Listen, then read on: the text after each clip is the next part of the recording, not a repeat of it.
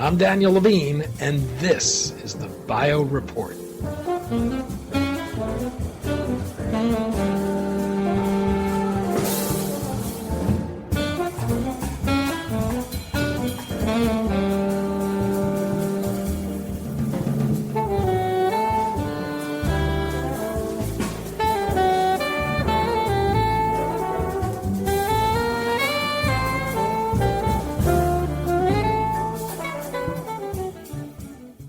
In February, the U.S. Food and Drug Administration approved the first tumor-infiltrating lymphocyte, or TIL therapy, for solid tumors.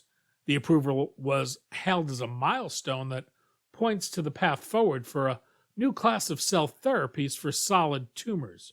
We spoke to Jason Bock, CEO of CMTC, the joint venture between Resilience and MD Anderson Cancer Center, about the emerging area of TIL therapies, the significance of the first approved therapy in the class, and how they may address the limitations of existing CAR T therapies.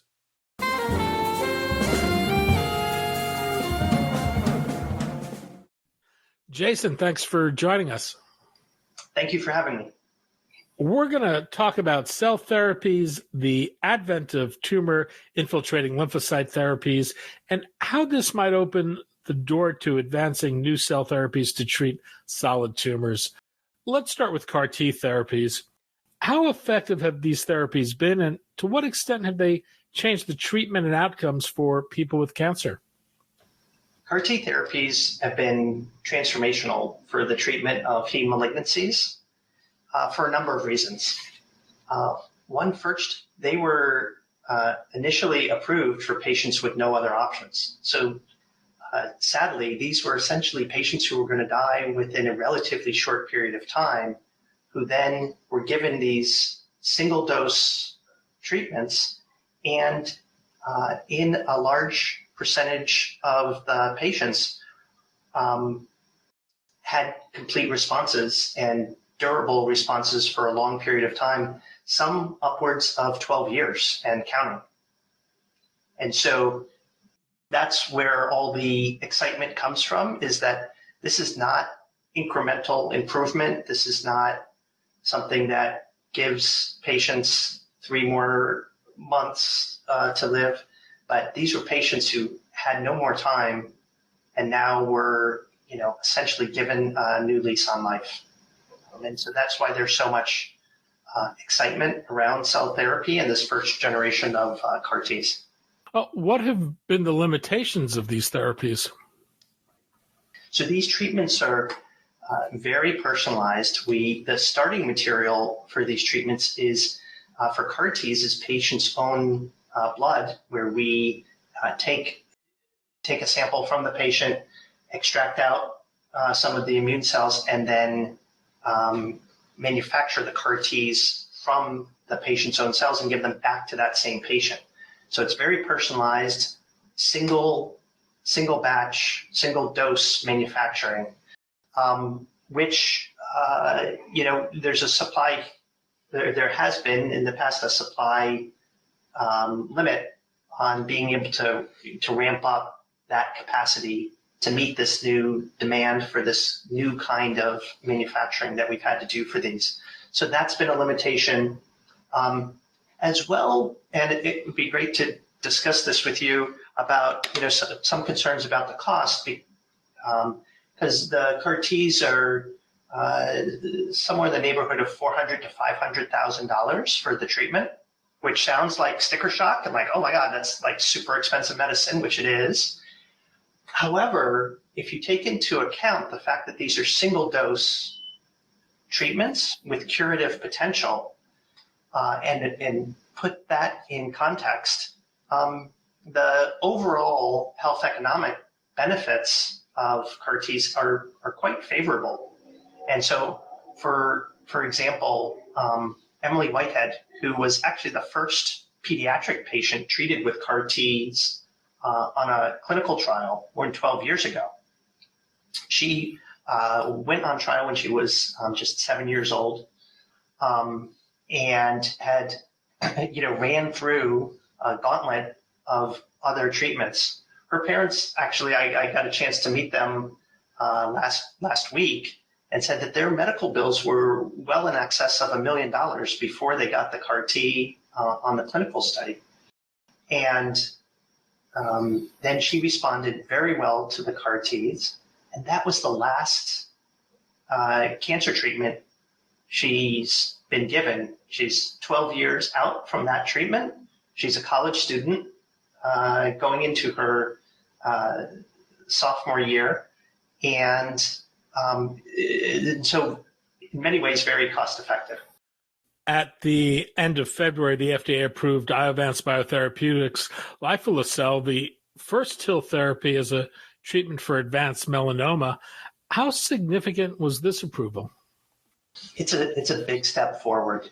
Up till now, all the cell therapy and the cell therapy results we just discussed were all with hematologic malignancies or blood cancers, such as leukemia or lymphoma. And so huge advances over the last 7 or 8 years in those types of cancers. And despite lots of efforts, we've seen relatively few successes with CAR Ts in solid tumors, which are very different in how they behave in the body than blood cancers. And so we've been a bit frustrated by the lack of progress with CAR Ts. The Iovance product is a different kind of cell therapy called a TIL, or a tumor-infiltrating lymphocyte. And those have been under study for more than 3 decades. Originally started at the National Cancer Institute with Dr. Steven Rosenberg, and then developed in some different academic medical centers, including MD Anderson Cancer Center. But until, as you mentioned, February, there was no commercial approval of those, and very relatively less uptake in industry and biotech in TILs versus CAR Ts. And one of the challenges was this new modality and defining a regulatory path. And it was a struggle for Iovance. They had several regulatory setbacks in their conversations with FDA about how to approve this therapy. But then it was very exciting for them to get the commercial approval about a month ago. And now there is a regulatory pathway that's defined. And we could see more industry getting engaged in developing second-generation products. Perhaps we should take a step back. For listeners not familiar with TIL therapies, what are they? So, as we talked about, Danny, with CAR Ts, we take a sample of a patient's blood and then engineer them to attack the cancer. With TILs, it's a bit of a different concept. So with those solid tumors, we take either from surgery or a biopsy, literally a piece of that tumor, and we bring that into the manufacturing facility. We extract out the immune cells that are present in that tumor and then expand those and sort of rejuvenate them, and then infuse those rejuvenated large quantities of cells back into that same patient. So it's a little more intricate process, takes a little bit longer than CAR T process, but these are the cells that are already selected by the body and are already trying to attack the tumor, but just need a little bit of help and in some ways reinforcements, more numbers to be able to shift the balance back to that tumor being under control. And how do these therapies actually work? Yeah, so essentially, the body has, and the immune system, generates cells that attack the tumor. They're preventing tumors from happening in our body probably all the time, and we don't even notice. But then occasionally the tumor gets an upper hand and grows out of control. But those cells are still present in that tumor. And so by taking a piece of that tumor and extracting the right cells that are in there already, and then expanding them. We do some things to rejuvenate them, get them to be more fit, less exhausted is the term we use, and then reinfusing them. Those are the same cells that we're trying to attack the tumor and losing, and now can be more successful.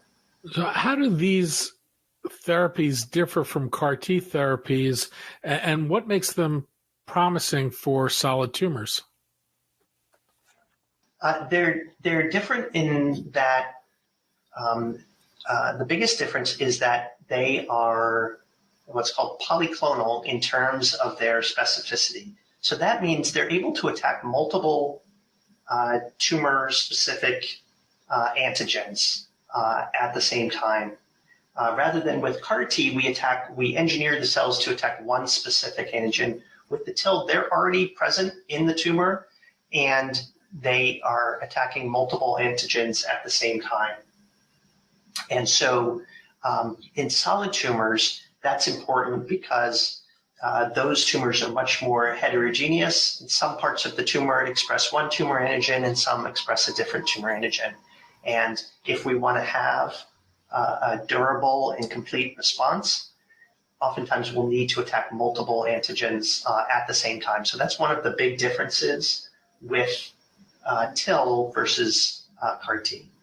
And for the 30 years that TIL have been present in academic labs, they've shown efficacy. And so we've known that they are efficacious, but the ability to really define a manufacturing process and a regulatory pathway to approval for them has been challenging. And so that's the significance. We've known they're efficacious, but now there's a regulatory pathway that Iovance has defined with FDA on this. Well, how broadly applicable might this be to other solid tumors?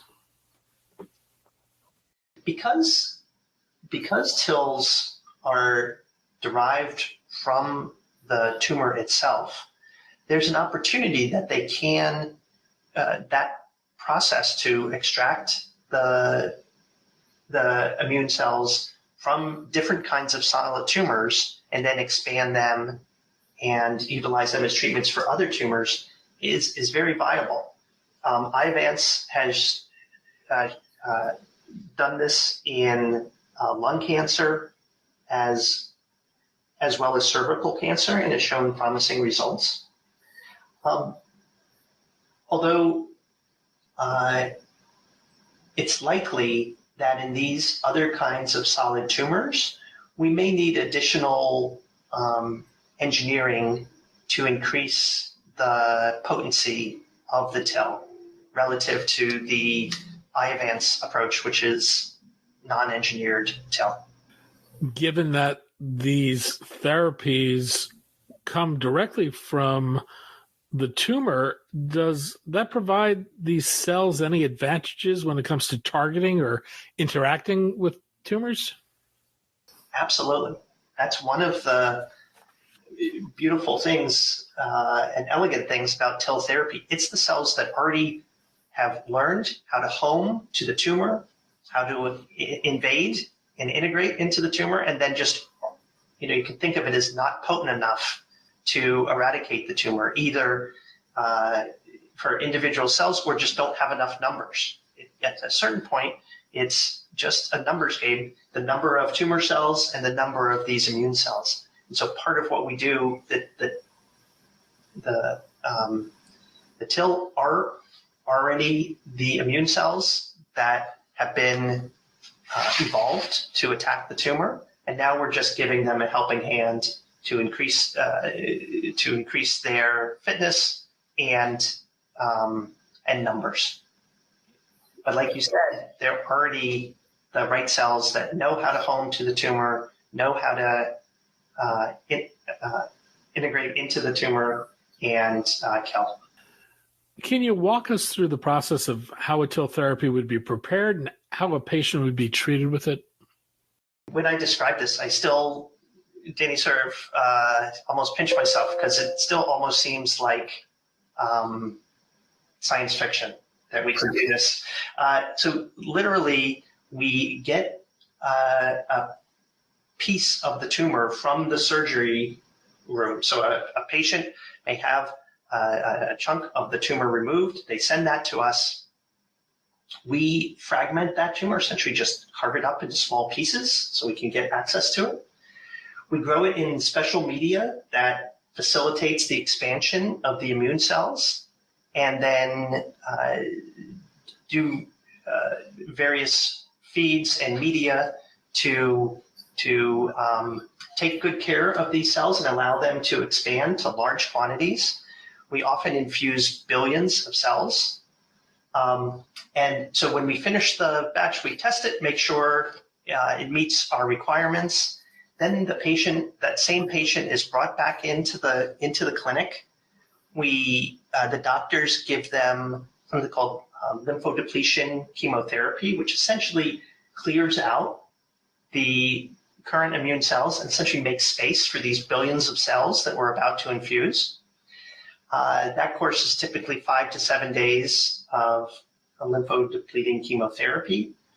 We then infuse the cells, and with the first generation product, they are co-administered with a cytokine or another drug called interleukin-2 or IL-2, which helps the transition of these cells from the nice environment that we've been growing them in back into the body, and gives them a bit of a boost to then find their way back to the tumor and attack that. The drawback is that IL-2 has a fair number of toxicities associated with it as a drug itself. And so there's a fair number of side effects associated with IL-2 that patients have to withstand as well, which both has some side effects, as well as the side effects can be significant enough that they limit what patients are eligible for TIL therapy. So some next generation products are working to obviate the need for co-administration of IL-2, which offers some benefits of less toxicity, as well as opening TIL therapy up to more patients. One of the challenges with CAR T therapies is that the tumor microenvironment can render them ineffective. Do we know if TIL therapies are vulnerable to the tumor combating them? That's a great question. Yes, absolutely. I mean, one of the challenges with solid tumors, because they're literally, a solid mass, and they can create, just as you said, their own tumor microenvironment, which is immunosuppressive. And so the reason that there's a tumor there is because essentially the tumor has evolved ways to repress or avoid the immune system. And so I've mentioned a few of the ways that TILs overcome that, just through sheer numbers, just through being more fit and removing some exhaustion.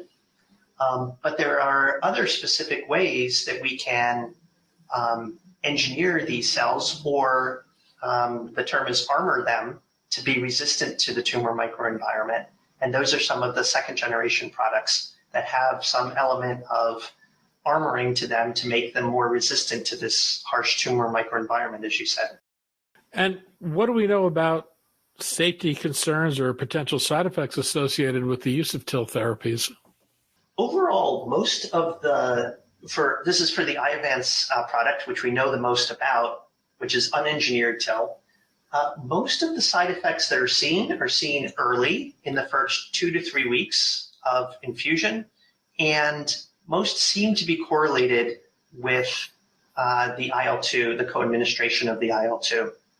And so after patients are monitored closely for the first 2 to 3 weeks after infusion, and after that they tend not to have many side effects, and overall TIL therapy is relatively safe. This is relatively safe for relatively advanced cancer patients. And just to say, these treatments, just like some of the CAR treatments we talked about, before are single dose. And yet you can see the effects of these cells for years when they work well and have durable responses outwards of 10 or 10 plus years. So how well understood is the durability of these therapies? Quite well. We can detect TIL present in patients for many years after the infusion. And solid tumors, unlike heme malignancies, because they're really a solid mass, take time for the immune system to access and kill the tumor. So unlike blood cancers that are liquid and just cells floating in a liquid, the CAR Ts can get at relatively quickly and eradicate. With solid tumors, it just takes time for the immune system to sort of, if you will, like eat away at a solid tumor. And so those responses deepen over time. We can see some limited response at a month. Typically, we start to see a better response at 3 months and even 6 months and beyond. And so with TIL therapy, we can see the effect of that therapy as we monitor the shrinkage of those tumors over months as opposed to days. And given that these are complex and individualized therapies, are there particular challenges with manufacturing them? Yes, there's a number of challenges of manufacturing. I'm glad you brought that up because this has been one of the other challenges in the field is how to reproducibly manufacture these. First of all, these cells, just as you said, come from a tumor where there's a harsh microenvironment. And so these cells have been repressed for a long time and are fairly, if you will, beaten up. And so they're not in the healthiest of shape when we first bring them into the manufacturing process. In addition, many of the chemotherapy agents or even immunomodulatory agents like checkpoint inhibitors that are given affect the T cells directly and also serve to exhaust them. And so we noticed at MD Anderson that TIL therapy had a certain amount of effectiveness, let's say 15 years ago, but with the advent of drugs like Keytruda or Opdivo, checkpoint inhibitors, monoclonal antibodies that are checkpoint inhibitors that were given to many patients that work relatively well, but when they don't work, the T cells that those patients have tend to be more exhausted and was harder to manufacture in a TIL manufacturing process. And so some of the researchers at MD Anderson, Patrick Hu, Chantal Bernatchez, noticed that this was happening, that patients exposed to these kind of drugs, it was harder to grow TIL from, and we were seeing, therefore, less responses. And so they developed specific manufacturing processes to enhance the production of TIL that had been already exposed to, say, checkpoint inhibitors. And that's a process that MD Anderson has used and has licensed to other companies as well, which serves to overcome some of these challenges that we've seen in the manufacturing process. You're at CTMC. This is a joint venture between National Resilience, which is focused on manufacturing advanced therapies, and the MD Anderson Cancer Center. How does CTMC work with biotechs? What's the business model? I'm quite proud that I basically founded and created CTMC. First, I was recruited to MD Anderson about 5 years ago because we realized that a lot of amazing cell therapies were being developed and created in the research labs, but then they lacked an industrialization component to be able to be manufactured robustly. And so MD Anderson and I created a group that was focused on taking research cell therapies and industrializing them manufacturing those products, and then bringing them into the MD Anderson clinic to evaluate in patients. And if they worked well, we already had a solid manufacturing process that we could expand and scale. To enable this model, we ended up acquiring a biotech development and manufacturing facility that was located in close proximity, like 1,000 feet away from MD Anderson's main clinic. And that facility, along with the team we were able to put together, had a lot of capabilities. And once we sort of announced that we had these capabilities, biotech companies started coming to us and saying, "Oh, this is great.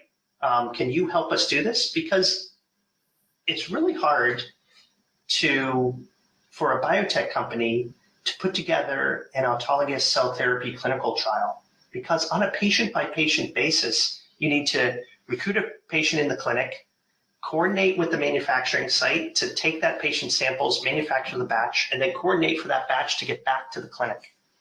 There's a lot of orchestration involved in that. And we were doing it every day already. And especially due to our close proximity to MD Anderson, we took away a lot of the logistical challenges with that. And so we were able to partner with biotech companies to co-develop their cell therapies with them, utilize our capabilities and MD Anderson's clinical capabilities to rapidly move products from the research lab into the clinic and understand how well they work in patients. And so we've announced several partnerships with biotech companies for both TIL and CAR-T under this model. How much experience has CTMC had with TIL therapies? We have quite a bit of experience. A number of the people at MD Anderson who worked on TIL therapy for most of their careers transferred into CTMC. And we're really fortunate and grateful to have them. So we have people with more than 10, somewhere upwards of more than 15 years of experience with TIL development and manufacturing. We've made upwards of more than 100 batches of TILs in the last several years. And so there may not be another manufacturing site aside from probably Iovance that has as much TIL experience as we do. Is there a potential to enhance the activity of TIL therapies either through combination with other modalities or by altering these cells in other ways? I'm glad you asked. I jumped the gun a few times in our conversation because that's what really excites me is taking these TIL and being able to enhance them either through the addition of some elements through using viral vectors or even CRISPR editing these to remove breaks on the T cells and enhance their fitness, I think has a huge potential to improve TIL therapy. And I think that's where we're really going to see a tremendous benefit on efficacy as well as safety with these second generation engineered TIL products. Earlier you talked about this being an expensive therapy. Is there potential to reduce the cost of these therapies through manufacturing innovation? For sure. We're still in the very early innings of cell therapy overall, and that's from a number of perspectives, including manufacturing costs. And so as we, as an industry, better understand how to manufacture cell therapies, the costs will come down. That will come from better manufacturing processes. It'll also come from the innovation side. We'll figure out how to make more potent cell therapies so we require less numbers of cells. That will reduce the cost. We'll figure out more streamlined ways of testing these cells, which will bring down the cost. And we'll add more automation into processes. So there'll be multiple avenues for us to both reduce the costs and increase the availability or the access that patients have to these cells. On the other hand, I think overall, if we are and continue to enable single dose, potentially curative treatments, while there is this upfront sticker shock, overall these are economically favorable treatments that if instead of being on some sort of chemotherapy or antibody-based treatment for years and years and having to go back into the hospital for administration of those, if we can move to a paradigm where there is a little more upfront cost, but it's a single dose treatment, that may be the last, and in many patients we see these cures, that's just a model that isn't necessarily, it's high cost upfront, but overall is very competitive with other treatments, and I would argue even cheaper in the long run, because it gives back a lot of quality of life to patients because of not going back into the hospital for treatments every 6 weeks. Jason Bock, CEO of CTMC. Jason, thanks so much for your time today. Danny, thank you so much. Enjoyed the conversation.